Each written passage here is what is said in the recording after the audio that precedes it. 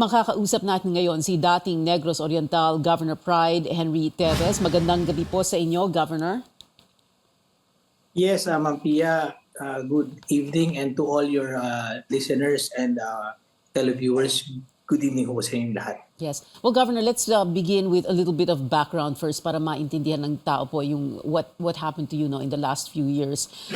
We call you former governor dahil nanalo kayo noong May elections. So umupo kayo bilang gobernador ng Negros Oriental. Sana dapat first term po ninyo June 30, pero natanggal po kayo noong October 2022. What happened there, Governor? Yes, well, I was proclaimed, so I assumed, but I already talked to the former governor before I assumed, and I committed to him as he asked of me that in case the courts will decide in his favor, should I give it to him? I said, no problem, as long as I get the order, give me 1 hour, I'll clear up my things, I will leave and turn it over to you being the legitimate winner. And that's exactly what happened. If I'm not mistaken, that was October 11.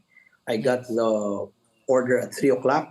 In 1 hour, I packed my bags, turned it over and left. Okay, when you say the former governor, and you are referring to Governor Roel de Gamo, who took over and who won that case, right? Okay, so it sounds like parang from your behavior, sumusunod po kayo sa mga utos ng korte or ng COMELEC or whatever. Sumusunod lang po kayo. Yes, I've always been. I've always honored my word, and I've always honored, bow down to authorities because that's what every Filipino or human being should do. Yes. Yes. Governor Teves, before that, from 2016 to 2022, naging mayor po kayo ng Bayan ng Bayawan. And before that, 3 terms po kayong congressman, no? From 2007 to 2016. Is that correct? Yes po. In fact, on my first month, or I was invited by your program then. You invited the neophyte congressman, and I was one of your guests back then. Yes, I remember my first month as congressman. Yes, I remember you. A very young congressman at the time, 35 years old. I think the title of that episode was yung New Blood, I think, no? New Blood. New blood. Yes, New faces, old blood. Because, of course, your family is known to be in politics. But 5 months into your first term, you survived this bombing at the Batas ng Pambansa, November 2007, and you sustained very serious injuries, right? Yes po. In fact, I have some pictures. This is me being revived. And this is me during recovery. All right. Yes, severe injury. It was severe. I had to endure maybe 22 operations for 2.5 years. I was not able to walk for about 7 months, and I was in coma for about 35 days. It was an ordeal. And it changed a lot in me and improved myself as a person, as a human being. Parang you became a better version of yourself, like you said, evolved. And now, a while ago you used the word ordeal, and now here again, another ordeal. So ang nangyayari po, Governor, is that you're being, your properties have been raided. Merong mga nakita mga baril, mga armas, ammunition, etc.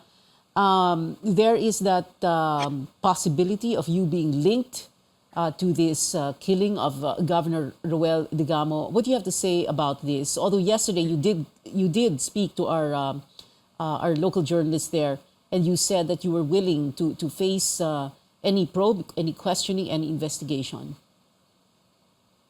Yes po. I am just here. I never left. In fact, most of February I was abroad spending quality time with my wife for our anniversary and Valentine's Day. I came home a few days before the unfortunate incident happened. And after that, I already knew that definitely I'll be a person of interest because I was the latest political opponent in the last election of Governor de Gamo. I knew that already. Now, let me be clear. Regarding Tolong, no? Tolong is a company. HDJ is a company in which I own 10%. I am the president of that company because out of the 6 stockholders, while I am not a big stockholder, I'm the most experienced as far as sugar milling is concerned. The others are either traders or just financiers. That's why I am the one running the operations of the mill itself. Now, it's too premature to talk about the actual search, because up to now, from Friday up to now, they're still continuing the search. And they're virtually searching the whole property, all about 100 homes inside the property, all buildings and all raw land outside the gated compound. No, this is how it looks. Tolong is about 52 hectares. No, Okay. 10 hectares is a gated community. That's where the mill is and the staff houses are. But there are houses here and there are also houses here in this raw land. But this is the one that's gated. This one is not gated. It's open. So basically, I'm just waiting for them to finish officially their research so that I can answer all allegations point for point. But initially, there were, I thought kasi a few days ago, natapos na sila eh. So there were two that I already answered and replied to. Number one, yung nakita nilang mga baril dun sa bahay sa labas na inoccupy ng security agency, na sinabi ko na in-expect ko na magkakaroon talaga ng loose firearms kasi nasabi na sa akin ng chief security officer na a week back that they failed to renew their LTAP, juridical LTAP. So if it's expired, definitely it's Loose. loose, right? Number two, the van that was found inside the compound mismo sa 10-hectare gated, na pati ako nabulaga, bakit nandun yung van na yun ay hindi naman yun sa tulong. So, binuksan nila yun, may pera, may armas at iba pa. Pinacheck ko kagad yung kanino yun. And syempre, through your logs and everything, we found out that it came from, or it was owned by the resort, owned by my brother, which is about 20 kilometers away. And it was sent there on March 10. And they were assuming it was to be fixed because it was left in the shop, but it was left there, locked, and never came back for it. So when the authorities decided to open it and bring the van, I said, okay, it's fine because that's not Tolong property anyway. But on the others that are being searched right now outside and everything, I hope for them to finish soon so that once the findings are there, and definitely they will ask me to, explain or answer or invite me, I will definitely be there. Definitely, I will be there to answer everything. Okay, it's good also that we hear you say that because maganda kasi pakinggan na willing po kayong humarap, willing po kayong sumagot sa kahit anong tanong. And earlier you did make it very clear and you said na I know they would think of me because ako yung karibal ni Governor Ruel Digamo. But right now, yes, go ahead. Definitely, hindi naman think of me right away. But definitely, syempre, if you say political in nature, then definitely ako yung last political adversary dun sa last election. Then definitely my name will crop up. No? And I was sure of that. Yeah. In fact, ma'am, while my name, I was very quiet because I was already living my private life. I was already, moving on and enjoying it. That's why I was very quiet the whole time. I normally do not respond unless I am being asked of. But lately, that when I was in the headlines and my wife and my kids are so stressed about it already, bearing this family name, which is clearly for now is not good.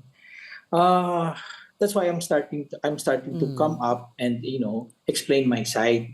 Yes. No, one of my sons, who is a doctor in Manila, is also experiencing such pressure because his name bears the family name. And my daughter, who is in school, and my wife and stuff. So, for them and for my business partners in Tulong, which is a legitimate business started in 2017, I have to, as president, I have to face all questions. So Governor, yes, Governor, are you? Can you tell us very directly? Did you have anything to do at all with the killing of Governor Ruel Digamo? Yes or no? No. My conscience is clear. Definitely, my conscience is clear. Okay. This is what I would like to explain. Violence. I am a victim of violence. Terrorism. I am a victim of terrorism. Look. Right. Look. You can see your hands. Yes. All my scars are there and I feel the pain until today. Okay. Why will I in my conscience be an Do something like instrument that. Right. that other human beings experience the same fate when it's very, very, very Yeah. hard. Yeah. And as No? you pointed But out, of course, when you had to give up your seat, you did very peacefully. And like you said, you were out of there in a few hours. So, okay. in fact, to help further, no, I'm been cooperating with the authorities on all these investigations and to help them further, no, to find the links. And if they suspect me to have a link, I already signed a waiver of confidentiality. Can you show See, us? signed a waiver of confidentiality, All right. right? Okay. That they can open all my bank accounts, all my phone logs, messages, emails, etc., check all my properties, because that way, I'm open to everything. They can see Transparency. Okay. sino Okay. kausap ko, sino binayaran ko, saan ako kumukuha ng pera. Di ba? Yeah. Kasi matatahi-tahi naman ho yan eh. Right. Especially if Right. the And other it will, suspects yes. also be Oo. investigated. Yeah. Gov, Then at yeah. least with all this. Governor, before my last question, can we ask you lang po to take a photograph of your that waiver, and then can you send it po to us? But I wanted to ask you, if you say my conscience is clear, I had nothing to do with this killing. Can you say the same of your brother Arnie Teves? Because that is what the entire government is talking about, no? That as Boying Remulla was saying kahapon, they're considering him as one of the masterminds. Would you know, or are you at liberty to talk about this? What do you know, and what would your brother Arnie have anything? Why would he have anything to do with this? Just in case. Actually, Ma'am Pia, I have been convincing him to come home. Yes. Kaming tatlong kapatid na naiwan, kaming parents ko, last week pa kinukumbinsa namin siyang umuwi. Total, binigyan na siya ng assurance ng presidente mismo na ang safety niya talagang poprotektahan. We wanted him to come home because, kami ditong naiwan, who has to do the daily grind, kami ang nafe-feel ng pressure. Diba? You protect your father's house because baka may raid, your brother's house and everything. It takes a heavy toll on us getting pressures. And, my younger brothers have kids which are so small. Kaya kino-convince namin siya. Even my parents already convincing him. And I hope, one of these, sooner rather than later, he will come home. Kasi tatay namin, pre-departure na rin. In the hospital since December 8. Eh siguro naman, mako-consider na yan na umuwi siya eh. Hindi naman siguro siya umuwi after my father passes on.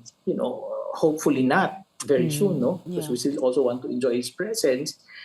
But I hope he decides to, because we have been convincing him to face it squarely po. You have made that appeal to...